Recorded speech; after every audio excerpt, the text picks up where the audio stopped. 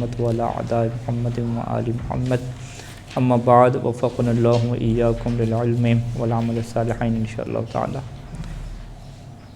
اچھا جی، ہماری گفتگو چل رہی تھی اسماء موصولہ میں سے ذا کے متعلق، کہ جس کی جو شباہت ہے وہ اسم اشارہ کے ساتھ ہے، اسم اشارہ کی طرح ہے ذا۔ یہاں پہ بحث یہ ہے کہ نحویوں میں بصریوں اور کوفیوں کے درمیان کیا اختلاف واقع ہوا ہے۔ بصریوں کا یہ کہنا ہے کہ ذا اسم موصول بنتا ہے لیکن مع شرائط، مشروط طور پہ یہ اسم موصول ہے، جبکہ کوفیوں کا کیا کہنا ہے کہ اس کے اسم موصول بننے کی یہ شرائط نہیں ہے، یعنی بغیر کسی شرط کے یہ اسم موصول بن سکتا ہے، بس آپ کو کیا دیکھنا ہوگا، معنی کو دیکھنا ہوگا۔ اگر معنی ایسا ہے کہ جس میں اسم اشارہ نہیں بن پا رہا تو اس معنی میں آپ کو اسم موصول کیا بنانا پڑے گا۔ اچھا جی، بصری کہتے ہیں نہیں، دو شرائط ہوں گی، ما استفہامیہ پہلے ہو یا من استفہامیہ پہلے ہو، من ذا ہو یا ما ذا ہو، تب وہاں پہ ذا کی حیثیت اسم اشارہ کی نہیں ہوگی اور اس کی حیثیت اسم موصول کی ہوگی۔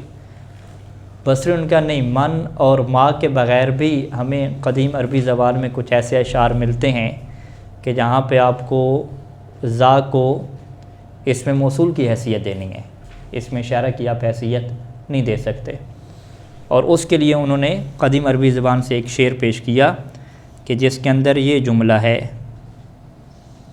کون سا جملہ ہے؟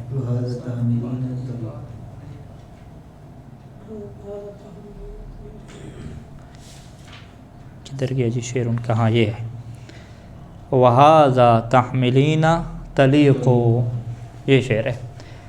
اس میں ان کا یہ کہنا ہے کہ اس کی ترکیب میں آپ ہاذا کو اسم اشارہ اپنی بنا سکتے، ٹھیک ہے جی، کیونکہ اگر ہاذا کو آپ اسم اشارہ بنائیں گے تو یہ مبتدا ہو جائے گا، پھر اس کی خبر کس کو بنائیں گے، تحملینہ کو بنائیں گے یا تلیقن کو بنائیں گے، ٹھیک ہے، خبر تو اس کی ایک ہی ہوگی، یعنی وہ اس گھوڑے کو اپنے کیا کہنا چاہتا ہے کہ یہ جو تمہارے اوپر بیٹھا ہوا ہے نا سوار، یہ طلیق ہے، آزاد ہے، ٹھیک ہے، طلاق یافتہ، طلاق یافتہ مرد کے لیے کیا استعمال ہوتا ہے، طلیق یعنی طلقاء جسے ہم کہتے ہیں، طلقاء آزاد کیے ہوئے، غلام کو جب آزاد کر دیے جائے تو طلیق کہتے ہیں۔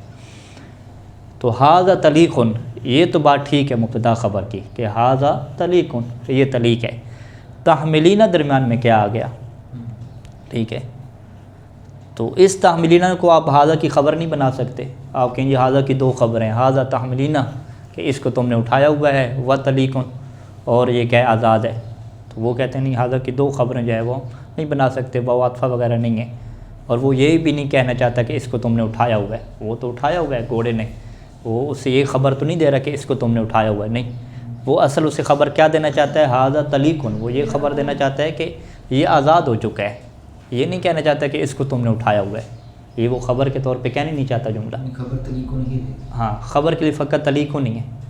تو پھر تحملینہ کو کیا بنائیں گے، تو وہ کہیں گے کہ تحملینہ کو آپ پھر ھذا کے لیے کوئی صفت کی طرح کوئی چیز بنائیں، موصوف صفت والا بنائیں، تو موصوف صفت والا تو یہاں پہ وہ نہیں بنا سکے کہ ھذا کو آپ موصوف کہیں، اس کو صفت کہیں، تو اس کی بجائے انہوں نے کیا اپنایا، انہوں نے کہا کہ یہاں پہ ہائے کو ہائے تنبیہ بنائیں، ذا کو اسم موصولہ بنائیں، اور تحملینہ ہو اصل میں بنائیں، تحملینہ ہو پورا جملہ اس کا صلہ بنائیں، تو ترجمہ آپ کو موصوف صفت والا مل جائے گا، یعنی وہذا یعنی وہ کہ جسے تم نے اٹھایا ہوا ہے، ذا کا مطلب کیا ہو جائے گا، جو ہو جائے گا نا، جو یا وہ، کہ جو ہستی تم نے اٹھائی ہوئی ہے، طلیقن وہ کیا ہے جی، آزاد ہے، یا جسے تو نے اٹھایا ہوا ہے وہ آزاد ہے، تو جسے تو نے اٹھایا ہوا اردو میں ھذا تحملینہ، الذی تحملینہ، یوں ہو جائے گا، الذی تحملینہ طلیقن، تو الذی تحملینہ یہ پوری مبتدا بن جائے گی اور طلیقن کیا ہو جائے گی، خبر ہو جائے گی۔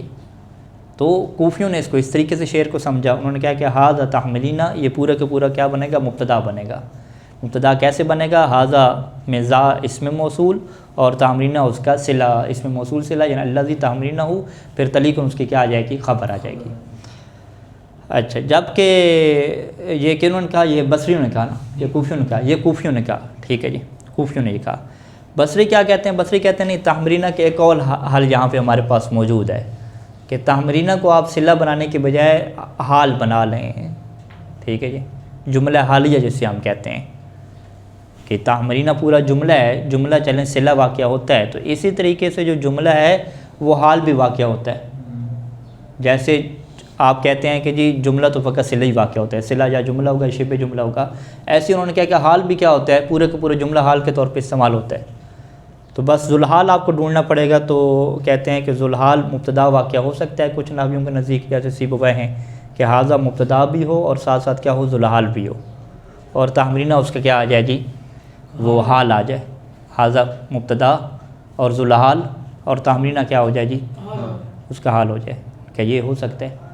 ترجمہ پھر کیا ہوگا کہ حاذا یہ در حالہ کہ اسے تو نے اٹھایا ہوا ہے یہ آزاد ہو چکا ہے، تو ان کے مطابق ترجمہ کیا ہو جائے گا کہ یہ آزاد ہو چکا ہے در حالہ کہ تو نے اسے اٹھایا ہوا ہے۔ تو یہ دونوں کے ترجمہ میں کیا آ جائے گا، فرق آ جائے گا۔ تو حاذا سے بھی حال بنا سکتے ہیں، یا کچھ لوگوں نے یہ کہا کہ اس کو حال بنائیں جی، کہاں سے حال بنائیں، جو خبر ہے نا تلیکن، کدھر کی، ہاں تلیکن، حاذا تلیکن، کیونکہ تلیکن بھی فاعل کے وزن پہ ہے، شریف کے وزن پہ ہے، صفت ہے، تو اس کے اندر بھی ایک ضمیر ہے۔ جیسے آپ کہتے ہیں زید ضارب، زید شریف، زید کریم، تو کریم کے اندر کیا ہوتی ہے، ضمیر ہوتی ہے جو زید کی طرف پلٹ رہی ہوتی ہے۔ تو حاذا تلیکن میں ایک ضمیر ہے، اس ضمیر سے آپ تحمرینہ کو کیا بنا لیں، حال آپ بنا لیں، ٹھیک ہے۔ یعنی اگر فرض کریں سیبویہ کا نظریہ اختلافی ہے کہ مبتدا ذوالحال واقعہ نہیں ہو سکتی، یعنی سیبویہ کہتا ہے کہ واقعہ ہو سکتی ہے، اور اس سے نحوی اختلاف کرتے ہیں کہ حاذا جو ہے وہ مبتدا ہے اور مبتدا ذوالحال نہیں ہو سکتی، تو آپ پھر کیا کریں، تلیکن جو خبر ہے اس کے اندر جو ضمیر ہے اس کو ذوالحال کا مقام دے دیں، ٹھیک ہے، تو یہ بھی درست ہو سکتا ہے۔ تو اس میں تو نحویوں کا اختلاف نہیں ہے کہ ذوالحال بعد میں آ سکتا ہے، حال پہلے آ جائے، اس میں کوئی ایشو نہیں ہے۔ تو اس طرح سے بصریوں نے کیا ہے اس کو حل کیا اور کہا کہ لہٰذا یہاں پہ حاذا میں آپ کو اس میں اشارہ کے بنانے کے اوپر کسی قسم کا کوئی پرابلم پیش نہیں آئے گا۔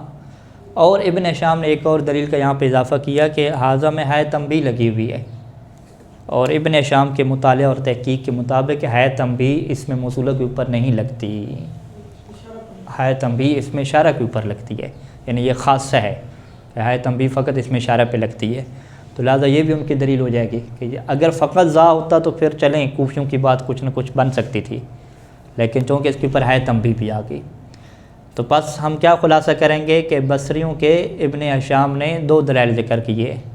پہلی دلیل یہ ہے کہ تحمرینہ کو ہم حال بنا لیں، تو ذوالحال یا حاذا کو بنائیں یا ذوالحال تلیکن کے اندر ضمیر کو بنائیں، لہٰذا جو ہے وہ تحمرینہ کو ہمیں صلہ بنانے کی ضرورت ہی نہیں ہے۔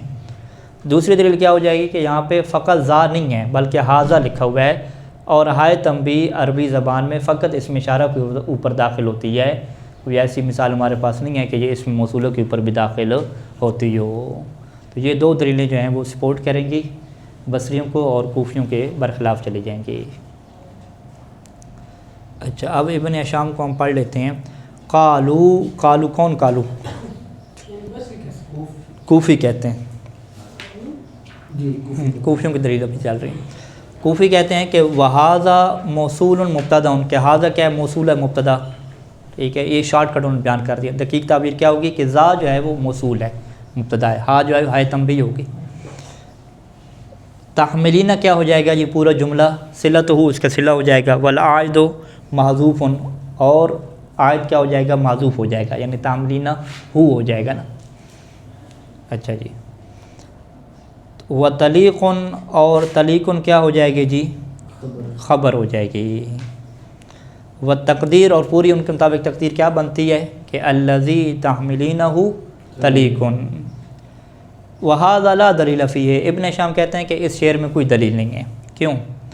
لجواز ان یکون ذا للاشارۃ، کیونکہ یہ جائز ہے کہ یہاں پہ جو حاذا لکھا ہوا ہے نا اس میں جو ذا ہے وہ کیا ہو، اس میں اشارہ ہو، وہ مبتدا، اور وہ پھر کیا بن جائے گا، مبتدا بن جائے گا، اور تلیق اس کی کیا بن جائے گی، خبر بن جائے گی۔ تحمرینہ کا کیا کریں گے جی، کہتے ہیں کہ وہ تحمرینہ جملۃ حالیہ، اس سے آپ جملہ حالیہ بنا لیں۔ وہ تقدیر، اور پھر تقدیر آپ کیا بنائیں، یعنی اصل عبارت کا مطلب پھر کیا نکلے گا، مطلب یوں نکلے گا کہ وہذا تلیق فی حالت کونہ محمولا لک، یہ تلیق ہے اس حالت میں کہ یہ تیرا کیا واقعہ ہو رہا ہے؟ محمول واقعہ ہو رہا ہے، معمول تم نے اٹھایا ہوا ہے۔ تو تحملینا تو اس میں کیا کہتے ہیں، فعل معلوم ہے یا مجہول ہے؟ تحملینا فعل معلوم ہے نا، تو فعل معلوم کو جب آپ وصف میں کنورٹ کرتے ہیں تو وہ فاعل میں کنورٹ ہوتا ہے نا، اس میں مفعول میں تو نہیں کنورٹ ہوتا۔ حال کی بحث تھوڑی بہت آپ کے ذہن میں ہوگی، وہاں پہ جب بھی جملہ آتا ہے، فعل آتا ہے، تو اسے وہ وصف میں کیا کرتے ہیں؟ کنورٹ کرتے ہیں نا۔ تو تحملینا کو اگر وصف میں کنورٹ کریں تو وہ پھر محمول نہیں بنے گا، حامل بنے گا نا، اٹھانے والا۔ تو جب اٹھانے والا بنے گا تو اٹھانے والا تو وہ گھوڑا ہے نا، وہ خچر ہے، تو گھوڑے اور خچر کی حالت تو بیان کرنا مقصود نہیں ہے نا۔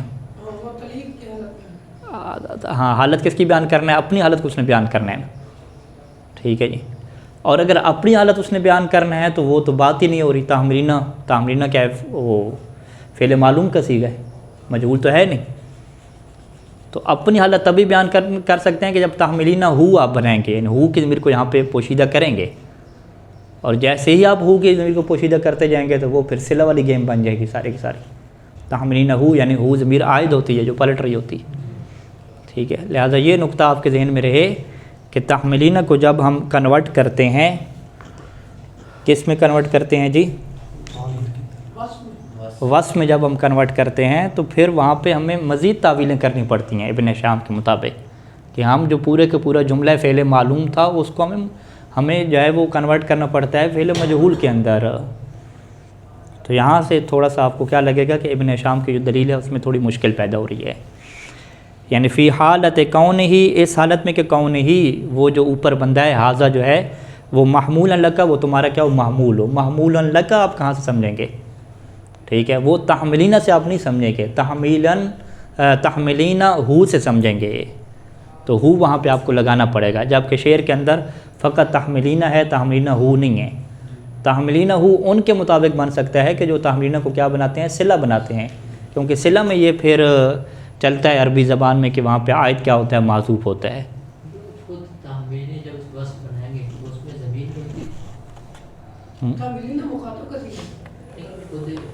مخاطب کہنا کہ تم اٹھانے والے ہو، کس کی طرف راجع کریں؟ یعنی کوئی سیدھے کہنا، آپ ان کو کوئی آپ کو کہے کہ بھی تحمل کو آپ جو ہے نا وصف بنا کے دیں تو وہ حاملن اس کا بنائے گا نا، تحملینا کا کیا بنائے گا؟ حاملتن بنائے گا، چلے مؤنث ہو گیا۔ ہاں تو ضمیر ہے ہوگی نہیں، لیکن وہ پھر حال کس کا بنے گا؟ حاملتن۔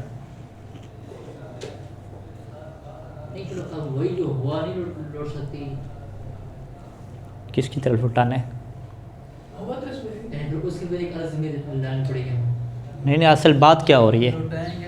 بات یہ ہو رہی ہے کہ اگر تحملینا کو آپ صلہ بنائیں پھر تو بات واضح سمجھ آتی ہے، کیونکہ تحملینا صلہ آپ بناتے ہیں تو ہو کی ضمیر کو آپ کیا رکھ دیتے ہیں؟ پوشیدہ رکھ دیتے ہیں۔ ھذا تحملینا ہو، یہ وہ ذات ہے کہ تحملینا ہو جسے تم نے اٹھایا ہوا ہے۔ لیکن اگر آپ کہتے ہیں نہیں، یہ تحملینا کو ہم ھذا کے لیے صلہ نہیں بناتے، ہم ھذا کی حالت کو بیان کرتے ہیں کہ ھذا کی حالت کیا ہے؟ تحملینا والی حالت ہے، تو ہم کہیں گے ھذا کی حالت تو تحملینا والی نہیں ہے نا۔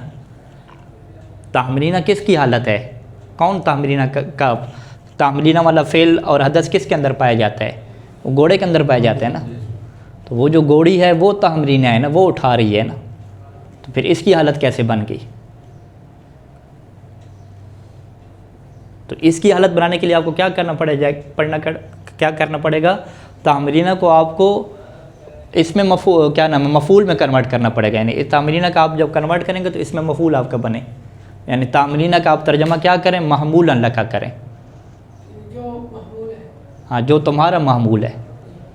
ہاں تو اب تحملینا کا ترجمہ محمول سے کرنا یہ کہاں سے درست ہے؟ تحملینا کا جو وصف آپ بناتے ہیں حاملتاً بنتا ہے، محمولاً تو نہیں بنتا، ٹھیک ہے۔ تو لہٰذا جو حالت بیان ہو رہی تھی گھوڑے کی، اس حالت کو انہوں نے بیان کرنا ہے کہ یہ گھوڑے کی حالت نہیں ہے، یہ میری حالت ہے۔ تو آپ کہیں گے جب یہ میری حالت ہے تو اس میں پھر ظاہری بات ہے گھوڑے کی حالت اٹھانے والی ہے، اس کی حالت کیا ہے کہ اس کو اٹھایا جا رہا ہے، تو وہ پھر جو اٹھانے والی حالت ہے اس سے وہ کنورٹ کرے گا کہ نہیں، جو اٹھانے کا مطلب کیا ہے کہ مجھے اٹھایا جا رہا ہے یوں کر کے. واضح ہے اشکال؟ چلیں یہ تھوڑا سا اشکال ہے، میں نے شام کی برکت تاکہ آپ متوجہ رہیں اس بات کی طرف. تو انشاءاللہ یہ آپ مزید اس کے اوپر غور و فکر کریں، کل آپ سے سنیں گے مزید. ہاں اس طرح کوفیوں کی بات ٹھیک ہے نا. لیکن اگر یہ دوسری دلیل ہم دیکھیں وہ ہائے تنبیہ والی تو یہ بصری آ جاتے ہیں. ہاں تو کوفی کہیں گے ذا اس میں موصول ہے تنبیہ اوپر لگ گئی ہے نا، کیوں نہیں مان رہے؟ یہ بصری یہی تو کہتے ہیں کہ صرف اس میں اشارہ پر آتی ہے، اس پہ موصولہ پر آتی نہیں. کیا اب یہی تو کہا انہوں نے. نہیں کوفیوں کو یہ دیکھیں، کوفی کیا کہہ رہے ہیں، اس میں موصول ہے یا کیا ہے؟ کوفی اس میں موصول بنا رہے ہیں نا. کوفی اس میں موصول بنا رہے ہیں. ہاں کوفی اس میں موصول بنا رہے ہیں، بصری اسے اس میں موصول نہیں بنا رہے نا.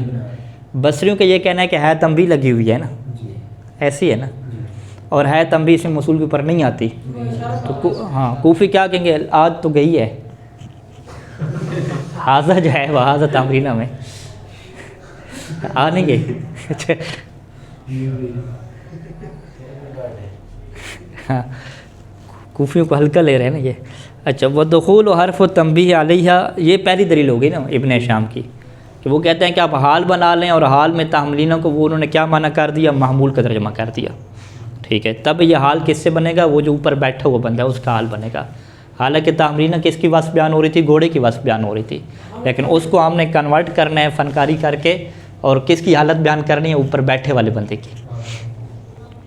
اچھا دوسری دلیل ان کے کیا ہے کہ ودخول و حرف و تنبیہ علیہ یدلو، کہ حرف تنبیہ کا اس کے اوپر داخل ہونا یدلو دلیل بن جاتا ہے، دلالت کرتا ہے کہ علی انہا للاشارہ، کہ یہ جو انہا ہے نا، انہا کیا، یہ جو ذا ہے یہ اشارہ کے لیے ہے، نہ کہ یہ کیا ہے موصولہ، لا موصولتن. کیوں؟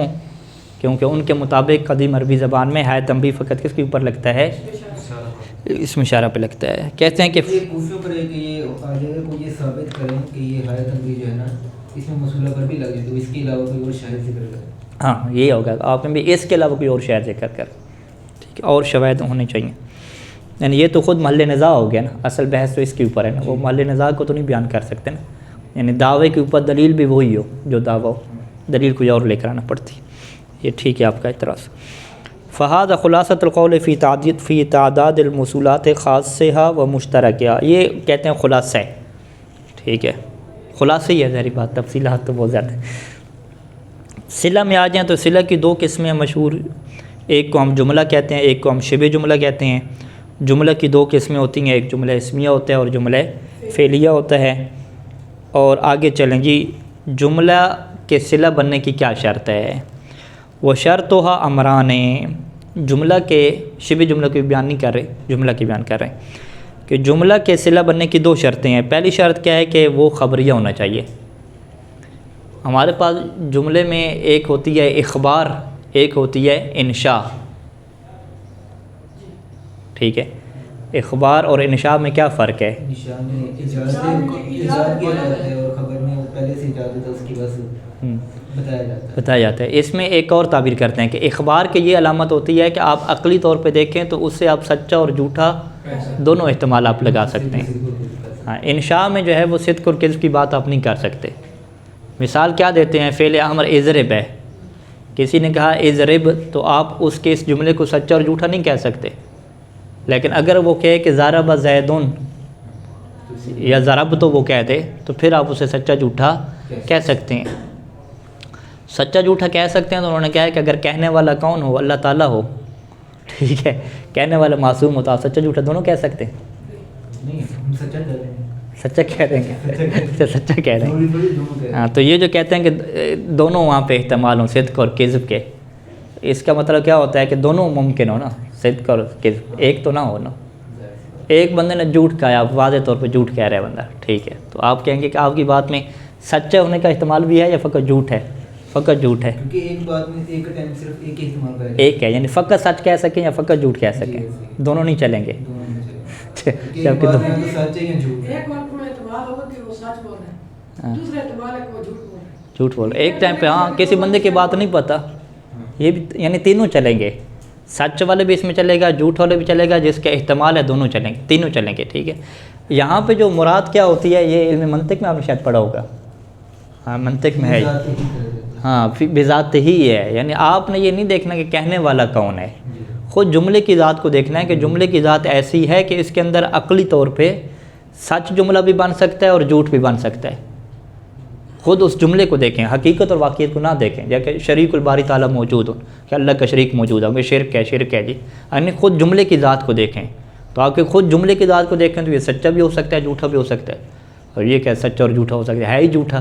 آپ کہیں نہیں، جھوٹا وہ ہے جب آپ واقعے کو دیکھ رہے ہیں، حقائق کو دیکھ رہے ہیں، لیکن فقط جملے کی حد تک رہیں تو جملہ تو کیا ہے، اس کے اندر دونوں ایبلٹیز ہیں، دونوں صلاحیات ہیں، کہ یہی جملہ سچ کے طور پہ بھی یوز ہو سکتا ہے اور جھوٹ کے طور پہ بھی یوز ہو سکتا ہے، تو یہ ذاتی ہی کی جو ہے وہ بات ہوتی ہے یہاں پہ۔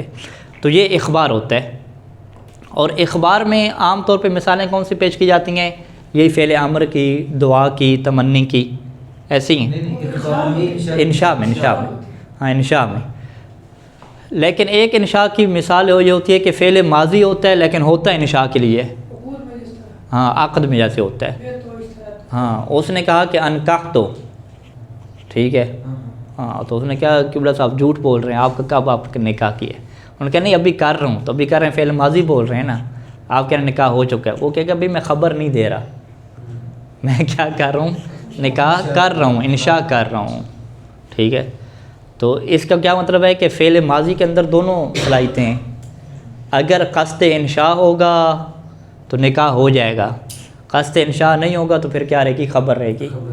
لہذا فقہ میں کیا ہم کہتے ہیں کہ کتاب و نکاح کی شرائط میں کہ نکاح پڑھنے میں جب ایجاب آپ کریں گے اور قبول کریں گے تو ایجاب اور قبول میں قصد انشاء ہونا چاہیے، تو وہ سارے پھنسے ہوتے ہیں کہ قصد انشاء پتہ نہیں کیا چیز ہوتی ہے، کیسے کریں گے، تو ہم یہی کہتے ہیں کہ قصد انشاء کیا ہے، جب آپ نکاح پڑھنے گئے تھے تو کیا آپ انہیں خبر دینے گئے تھے کہ میں آپ کا نکاح پڑھ رہی ہوں، تو خبر تو نہیں دے رہے تھے نا وہاں پہ، یعنی اب ہم نے مثلا کہا کہ بھئی ایجاب میں یہی ہوتا ہے کہ میں تمہارا نکاح کرتا ہوں، فلاں کے نکاح میں دیتا ہوں، اور ساتھ انشاء کا قصد ہو تو یہی ایجاب ہے، فقہ میں یہی ہے، تو لہٰذا اہل سنت والا بھی کیا ہے، انشاء کافی ہے۔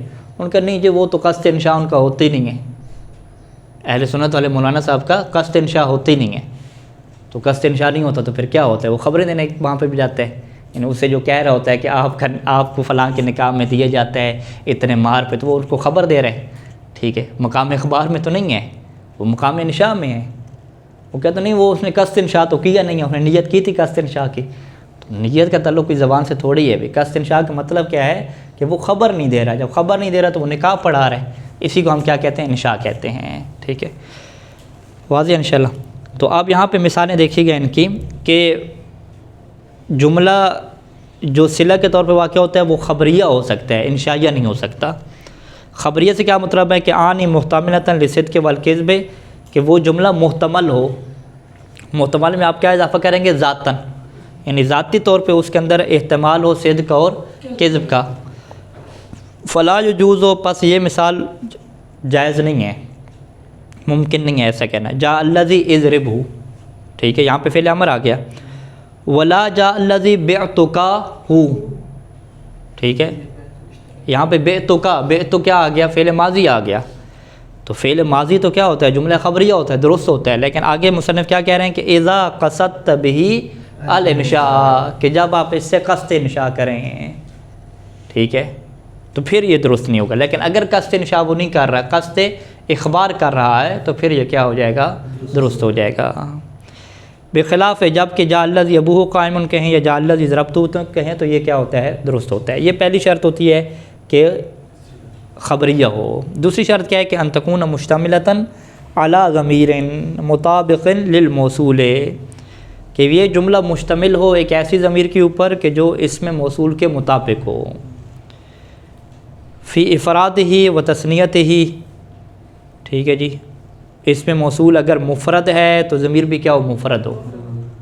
یہ بات کہاں پہ آئے گی، اسماء موصولہ خاصہ میں آئے گی، کیونکہ خاصہ میں ہمارے پاس مفرد، مؤنث، تثنیہ، جمع یہ الگ الگ ہیں نا، باقی میں تو نہیں ہے۔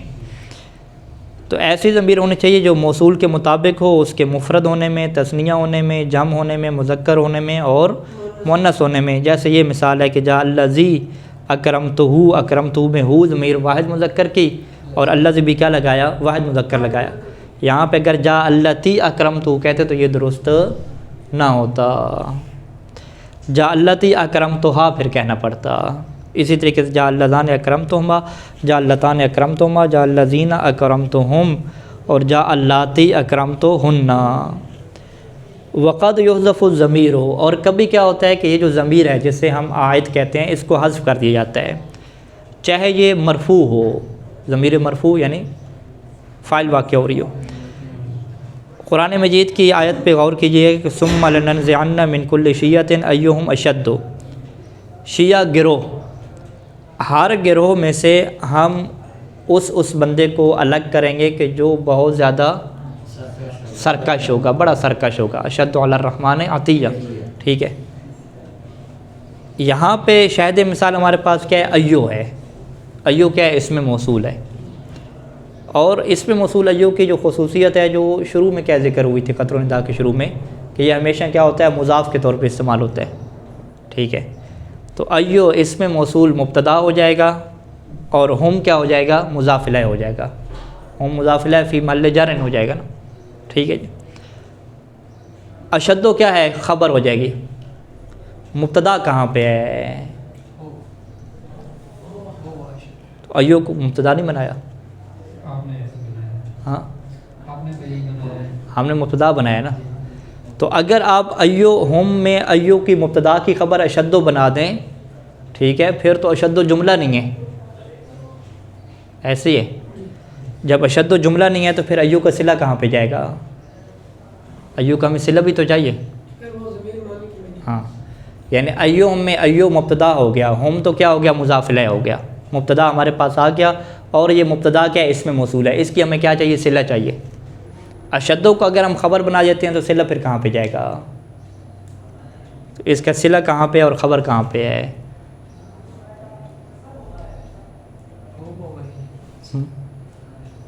جملہ نہیں ہو رہا. ہاں جملہ نہیں کرتا.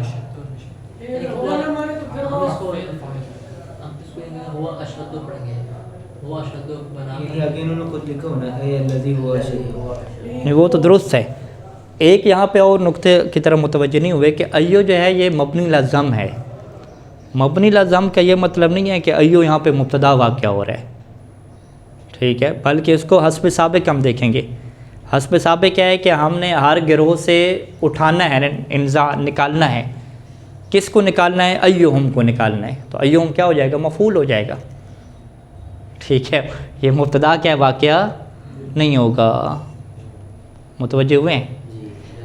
ہاں، لننزعن من کل شیء، ننزعن کیا ہو گیا؟ فعل اور فاعل ہو گیا نا. تو اس کا مفعول کہاں پہ ہے؟ مفعول اس کا ایو ہم ہے. آپ کہیں ایو کیسے مفعول ہو گئے؟ وہ تو مرفوع ہے. ٹھیک ہے، ہم کہیں مرفوع نہیں ہے، وہ مبنی لازم ہے. ٹھیک ہے جی. تو ایو ہم کیا ہو گیا جی؟ اس کا مفعول ہو گیا اور ہے اس میں موصول ہے. جب اس میں موصول ہے تو اب اس کا ہمیں صلہ چاہیے. تو اشدو کو ہم اگر اس کا صلہ بناتے ہیں تو مشکل کیا پیش آتی ہے کہ اشدو تو جملہ نہیں ہے، اور ہم کو اس کے ساتھ ملا کے ہم جملہ نہیں بنا سکتے، کیونکہ ہم تو کیا ہو گیا؟ مضاف الیہ ہو گیا ایو کے ساتھ. تو ہمیں پھر پورا جملہ کہاں پہ ملے گا؟ پورا جملہ ہمیں تبھی ملے گا کہ اشدو کو ہم خبر بنائیں اور اس کی ایک مبتدا ڈھونڈیں اور مبتدا کو کیا بنائیں؟ محذوف بنائیں. اور وہ مبتدا کیا ہے؟ ہوا اشدو ہے.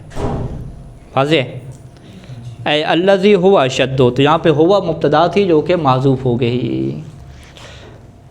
بس اس مثال میں یہ تھوڑا سا ٹیکنیکل پرابلم ہے، باقی آسان ہے. او منصوباً، یا وہ ضمیر منصوب بھی ہو سکتی ہے، جیسے وما عملت ایدیہم، جو ان کے ہاتھوں نے انجام دیا.